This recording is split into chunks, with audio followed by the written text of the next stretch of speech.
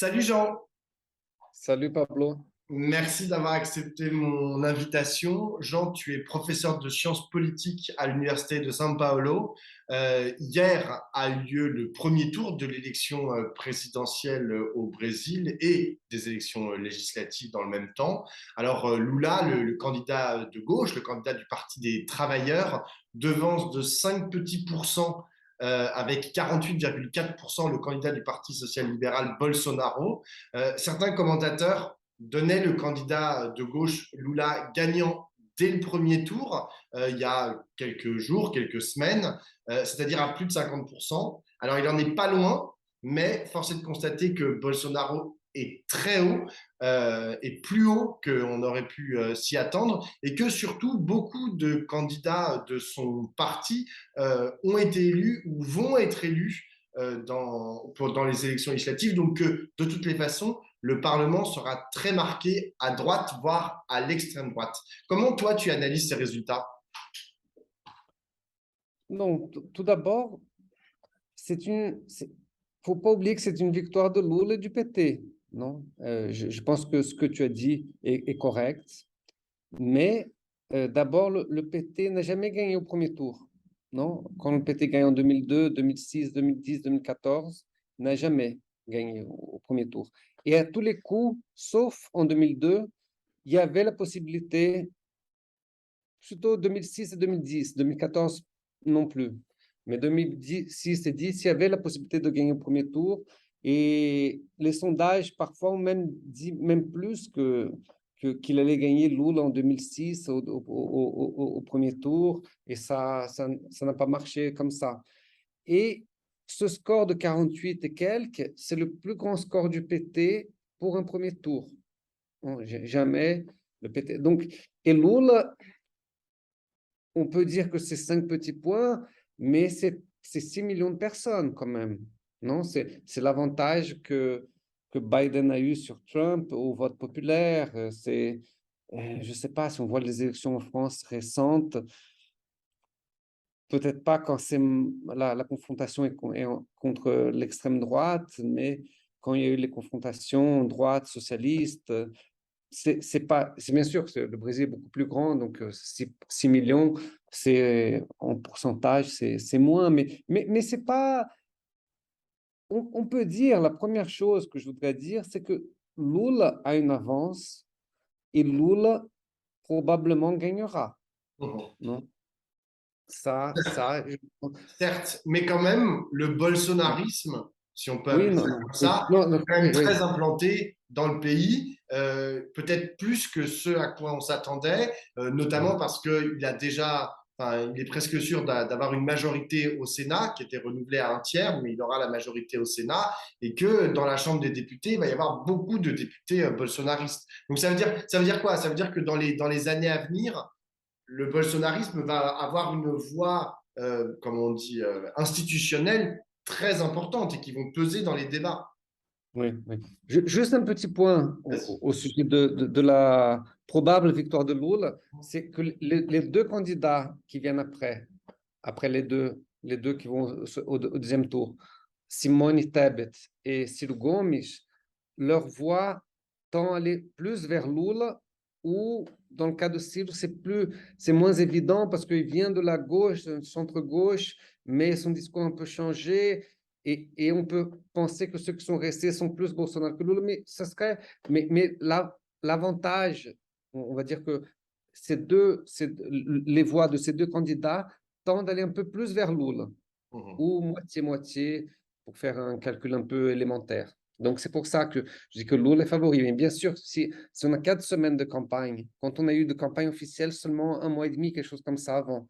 Donc, un mois encore, c'est beaucoup et c'est un processus, on ne sait pas qui gagne. On sait seulement, c'est comme un match de foot. Seulement quand le sifflet final, euh, tu sais qui a gagné. Ouais. Mais Mais pour comment... reprendre, Ouais. Vas-y, non, vas-y. non, non, vas-y. Non, non, mais c'est vrai, j'avais une... En fait, il y a une question en fait qu'on se pose, notamment vu de loin, hein, vu de France, c'est la question de la société brésilienne. Parce que quand on voit la différence entre les discours qui sont portés d'une part par Lula, de l'autre part par Bolsonaro, on se dit que la société brésilienne doit être un peu à l'image de la société américaine très divisée et que dès lors, peu importe d'ailleurs qui gagne, c'est une société qui est difficile à diriger. Enfin, qu'est-ce que ça voudrait dire? Tu dis que Lula, il est probable qu'il remporte cette élection présidentielle, mais quelle marge de manœuvre il va avoir dans une société très divisée, avec un Parlement très divisé, un Sénat à droite? Oui. Elle était déjà assez réduite et elle s'est réduite encore plus, non? Parce que ce que tu disais là tout à l'heure, c'est important parce que il y a 2018 était perçu comme un éclair. Et l'élection d'hier, le premier tour, montre que ce n'était pas vrai. Non, c'était vraiment. Il y a. Tu as utilisé, je crois, cette image, elle me semble bonne. La première victoire de Bolsonaro, la première victoire, non, c'est la victoire pour l'instant de La 2018. seule. Elle a, elle a été, elle est venue d'un processus très particulier, non? La prison de Lula, non? Tout l'impeachment de Dilma, tout un contexte très particulier. Et cette élection, tu l'as bien décrit comme une institutionnalisation du bolsonarisme. Et c'est vraiment là, c'est quelque chose de nouveau parce que vraiment, il a pratiquement tout gagné hier, sauf l'élection présidentielle. Mais il a pratiquement tout gagné. Non? Donc, du Ses coup, ministres sont sénateurs, ici à São Paulo, à Brasília. Les gouverneurs, Zema, à Minas Gerais, n'est pas allié proche, mais c'est un allié quand même. À Rio, déjà au premier tour. Ici à São Paulo, son candidat, qui était son ministre de l'infrastructure, va gagner, je pense, du candidat du PT. Ça va être très difficile pour le candidat du PT, qui d'ailleurs est mon collègue à l'université. Mais je pense qu'il a pratiquement pas de chance. mais Parce du que, coup, qu'est-ce que ça veut dire au fond? Parce que comme tu l'as dit, il y avait un contexte très particulier lors de l'élection de Bolsonaro la fois dernière, lié, comme tu l'as dit, à la fois à l'impeachment, à la prise, à toutes les affaires autour de Lula, etc. Là, il n'y a plus ce contexte-là. Donc ça veut dire que quoi? Que le discours de Bolsonaro, mais aussi la politique qu'il a mise en place, a su séduire une part importante des Brésiliens. je, j'avoue que j'essaie de comprendre. Parce que quand les sondages disaient qu'il allait avoir 30-35%, et il y a eu une petite remontée là ces dernières semaines, je disais que c'était déjà beaucoup vu du bilan qu'on peut faire de son gouvernement. Parce que il n'a pas donné, à mon avis, dans mes lectures de ce qui se passe, de quelque chose de vraiment concret, même à ses électeurs.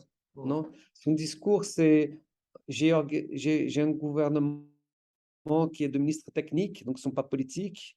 On a fini avec la corruption, il n'y a plus de corruption. On a eu des adversités de la pandémie, tout ça, mais les choses, l'économie repart. Euh, on a donné les aides qui pas d'initiative du gouvernement, mais ça fait partie de la rhétorique politique, les aides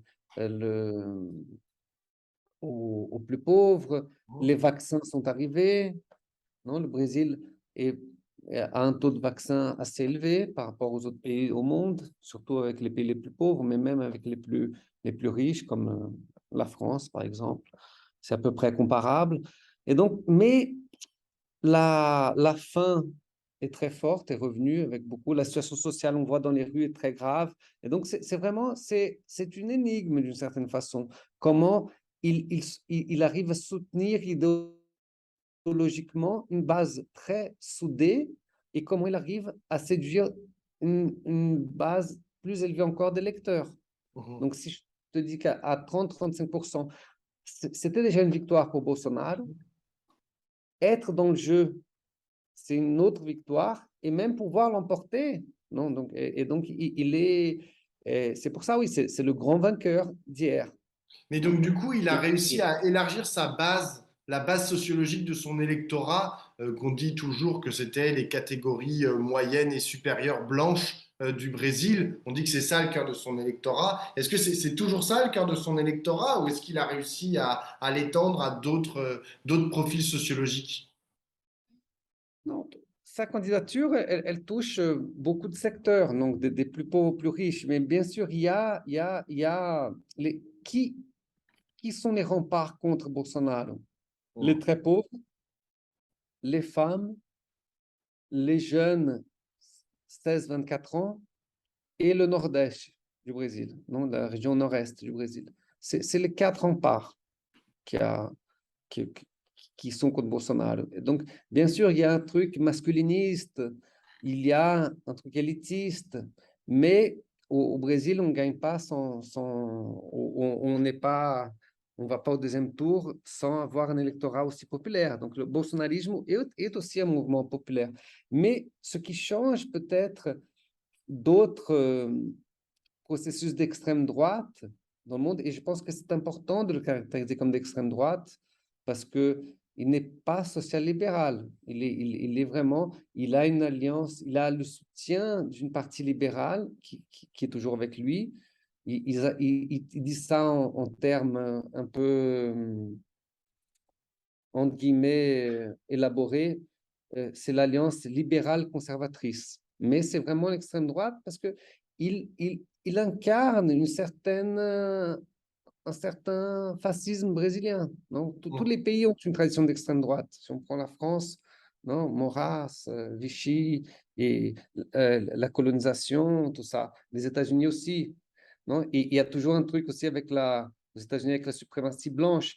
Ici, on peut faire un parallèle, mais Bolsonaro, vraiment, il incarne ça parce qu'aucun gouvernant, même pendant la dictature militaire des années 60, 70, 80, n'a célébré la torture, par exemple, ou célèbre les morts, les assassinats d'État. Donc, c'est vraiment quelque chose de très, très délicat qui a été activé. Comme on a des problèmes d'insécurité, tout ça, c'est un peu une situation latino-américaine aussi. On voit dans les élections partout, parfois au Guatemala, dans d'autres pays, c'est ce qu'on dit en espagnol, la mano dura, non la main dure.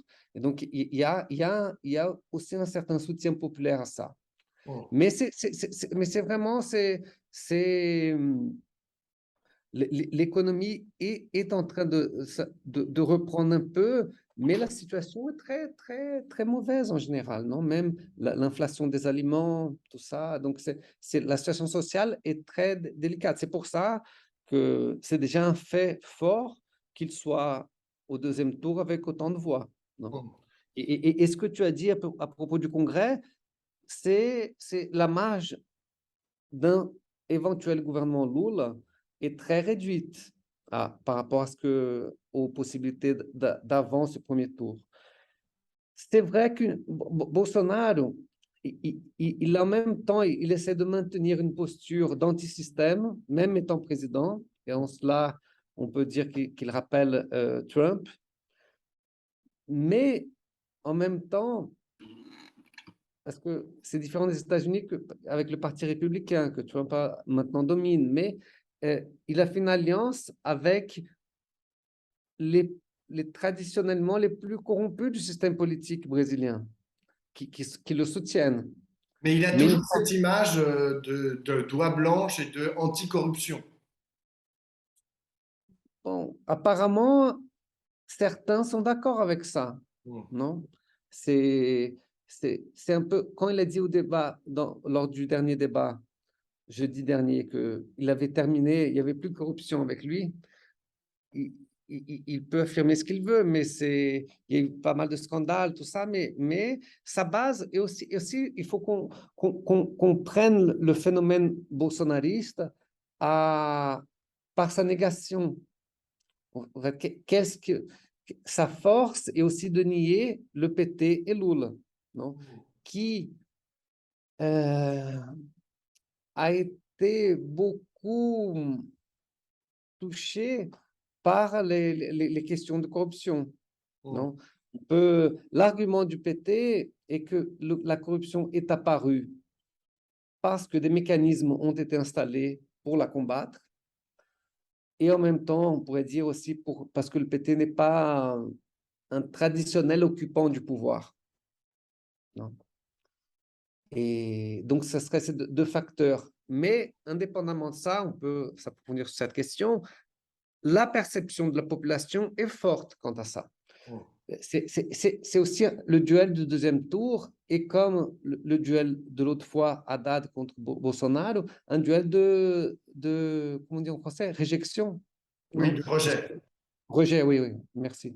Le rejet de Bolsonaro est quelque chose comme 52% à peu près, et Mm. celui de Lula, il était à 38, 39, il est monté un peu vers 42. Donc, c'est des rejets assez forts, mais c'est aussi quelque chose un peu d'un débat plus global, mondial, d'un manque de légitimité des systèmes politiques en général, non? Et même cet affrontement gauche, centre-gauche, extrême-droite, c'est ce qui s'est passé au Chili il y a quelques mois et en Colombie il y a quelques semaines. Donc, c'est un peu le ton, peut-être, Général ouais, dans le monde. oui, oui, Justement, oui. j'ai une dernière question.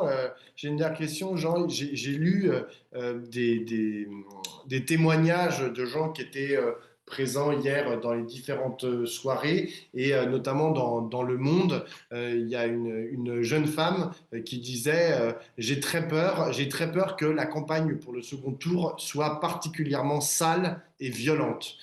Est-ce que c'est à ça qu'il faut s'attendre dans les 4 semaines qui viennent? Ça va être quoi les ressorts et les arguments à la fois de Lula et à la fois de Bolsonaro pour essayer de prendre l'ascendant? Parce que là, mine de rien, c'est quand même un peu Bolsonaro qui a l'ascendant. Puisque même s'il est derrière, il fait plus que ce qu'on attendait. Et donc, du coup, il va capitaliser là-dessus. Mais c'est quoi les arguments qui vont sortir? Sur quoi va se focaliser la campagne d'après toi?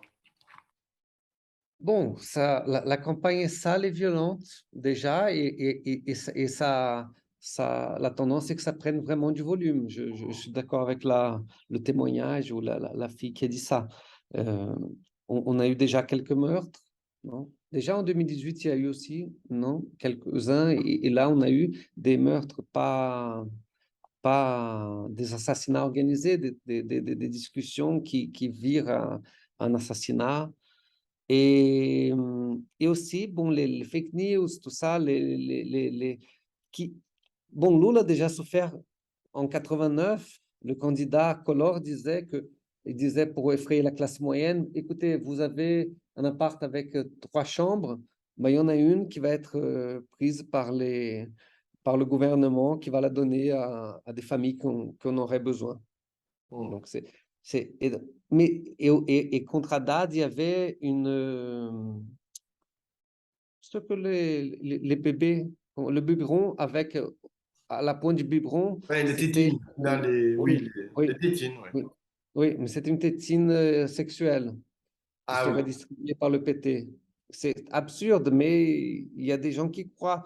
Mais pourquoi les gens croient ça? C'est parce il y a quelque chose qui a été créé avant pour que ça se passe. Non, ça a l'air absurde, mais et maintenant, une des choses qui ont circulé, c'est que Lula allait fermer les églises. Et donc, en essayant de faire une association, parce que le gouvernement d'Ortega au Nicaragua a mis en prison des évêques ou des prêtres. Et donc, il va y avoir c'est le débat classique de Bolsonaro, non? C'est Deus, Patria et Família, non? C'est Dieu, patrie, famille qui rappelle Mussolini, non? Le fascisme italien. Et c'est un peu ça, donc, de faire cette... Si tu regardes le débat de jeudi, le niveau était tellement bas que ça fait peur, quoi. C'est vraiment... C'est des... C'est même pas des accusations, Des insultes. c'est des insultes, vraiment. Hmm. C'est vraiment... Tu n'as pas tu n'as pas un débat d'idées minimum. Hmm. Et donc, ça va être, oui, ils vont jouer, ils vont tout jouer. Parce que ça, c'est intéressant, Bolsonaro, comme phénomène, parce qu'il fait quelque chose qu'on aurait plutôt espéré de la gauche. Par exemple, il a toujours fait appel à la rue, il a mobilisé. Pendant tous les 4 ans, il a toujours parlé, il a toujours mobilisé, euh, appelé des manifs. Et donc, son soutien a été entretenu, son soutien on va dire, du cœur de ses adeptes.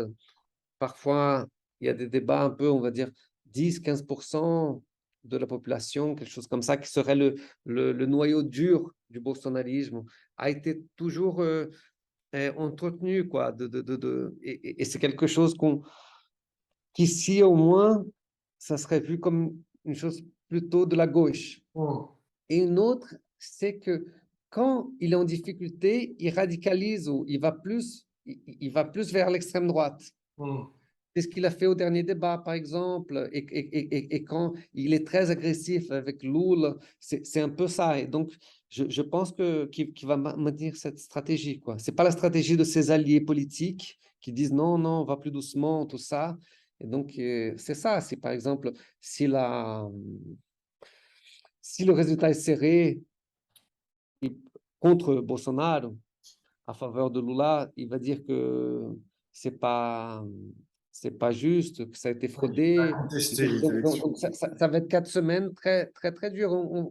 Ça ouvre vraiment un nouveau processus.